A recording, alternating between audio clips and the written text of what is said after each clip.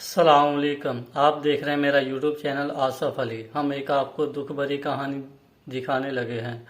एक बाप था जिसके 4 बेटे थे। उसने अपने बेटों को पढ़ाया लिखाया, इंजीनियर बनाया। 2 को सऊदी अरब भेजा, एक को यूके भेजा, एक को जर्मनी भेजा। और उनका बाप बीमार हो गया। जब बीमार हुआ तो उसकी जो टांग है वो मसला बन गया उसकी टांग को। तो उसके बेटों ने उसे धक्का मार के घर से बाहर निकाल दिया और कहने लगे तू हमारा बाप नहीं है। उसकी टांग भी तोड़ दी और 2-3 दफ़ा ये नाक वाली जो हड्डी है ये भी तोड़ दी और काफ़ी उससे लड़ाई झगड़ा किया और उसे कहने लगे तू हमारा बाप नहीं है, आप हमारे घर से बाहर निकल जाओ। आप लोग ये वीडियो देखो और इबरत हासिल करें।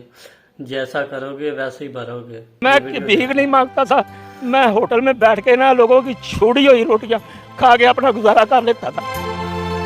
रात को भूख लग जाती थी, पानी के 2 गिलास पी लेता था। घोष गार्डन के चौकीदार के पास सो जाता था। इतनी गर्मी थी, नदी नालों में नहा के आप कपड़े गीले करके अपना वक्त पास कर लेता था। मेरे बच्चे जो हैं एसी में सोते हैं, मेरे ही बेड पे सोते हैं, मेरे ही घर बनाए हुए पे सोते हैं।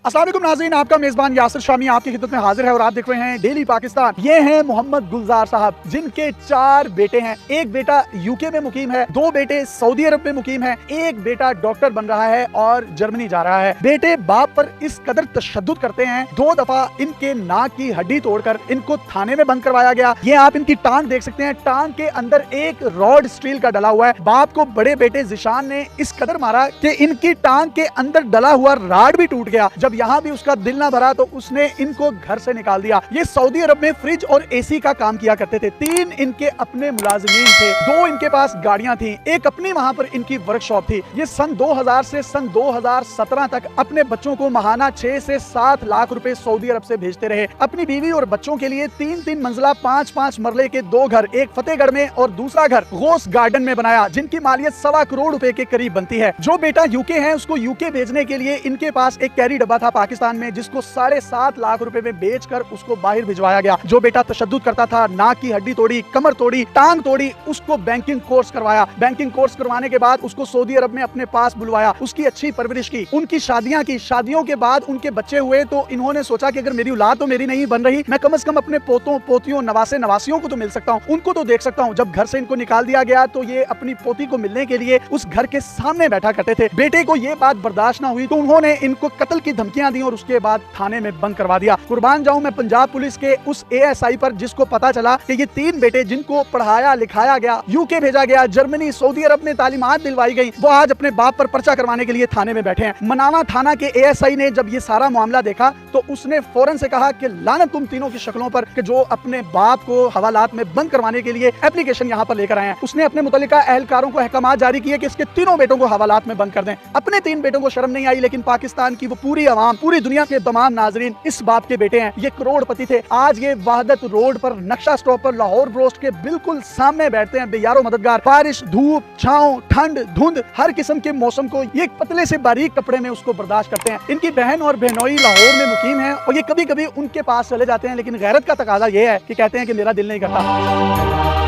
बेटे तशद्दुद करते हैं, मारते हैं, नाक तोड़ते हैं, टांग तोड़ते हैं, थानों में जाते हैं, लेकिन उसके बावजूद बाप की सिर्फ और सिर्फ एक ही दरखास्त है कि मेरी औलाद है, मेरे जिगर के टुकड़े हैं, मैं इनसे दूर नहीं हो सकता। कोई मेरी सुलह करवा दे, चाहे मुझे डेली रात को मार के सो लिया करें, लेकिन मुझे अपने आप से दूर ना करें, मुझे अपने पोते पोतियों से दूर ना करें।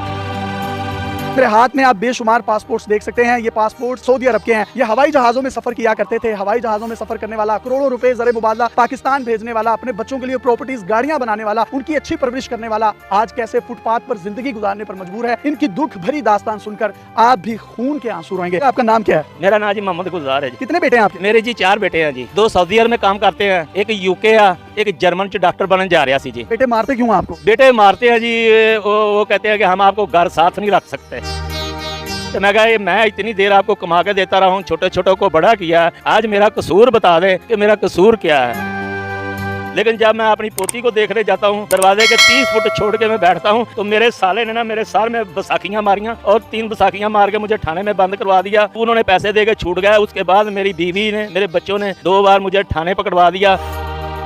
मैं सड़कों पे सोता हूँ, घोष गार्डन में, इचरा में, हरबंसपुरा पुल में, जहाँ कहीं जगह मिलती है मैं वहाँ सो जाता हूँ। मैं भीख नहीं मांगता था। मैं होटल में बैठ के ना लोगों की छोड़ी हुई रोटियां खा के अपना गुजारा कर लेता था। रात को भूख लग जाती थी, पानी के 2 गिलास पी लेता था, घोस्ट गार्डन के चौकीदार के पास सो जाता था, इतनी गर्मी थी, नदी नालों में नहा के आप कपड़े गीले करके अपना वक्त पास कर लेता था। मेरे बच्चे जो हैं एसी में सोते हैं, मेरे ही बेड पे सोते हैं, मेरे ही घर बनाए हुए पे सोते हैं। आपका घर जो था वो आपके नाम पे था या आपके बच्चों के? नहीं जी, मैंने बीवी के नाम करवा दिए थे, मैं तो सऊदी अरब से पैसे भेजता था, जो मर्जी खरीद लो। बेटे ने आपको मारा है, आपने बताया कि एक ने नाक की हड्डी तोड़ दी, टांग तोड़ दी, आपको दुख नहीं हुआ? ये बच्चों को खुद पाला हुआ है और यही बच्चे आज आप पे इस तरीके से तशद्दुद कर रहे हैं। जब उसने मेरी नाक की हड्डी तोड़ी है, 2 बार मारा, नाक फट गया, ऐनक टूट गई, तो मुझे किसी ने आन के उठाया। मेरी टांग में एक राह टूटा हुआ है जो आज तक मैंने निकलवा नहीं सका, क्योंकि मेरे पास पैसा नहीं है। डॉक्टर कहते हैं सब्र करो, निकाल देंगे, कि आपके पास पैसा नहीं है, दवाई कहाँ से लेके आएंगे। तो मैं भी सब्र करके बैठ जाता हूँ, जब दर्द होती है गोली खा लेता हूँ या मोटरसाइकिल की टूब काट के बांध लेता हूँ कि इसको दबा दिया जाए। लेकिन बच्चों से पैसा मांगता हूँ या बीवी को सुनेहा भेजता हूँ कि मुझे पैसे दो, वो बोलती है हम तुम्हारे लिए मर गए, तुम हमारे लिए मर गए।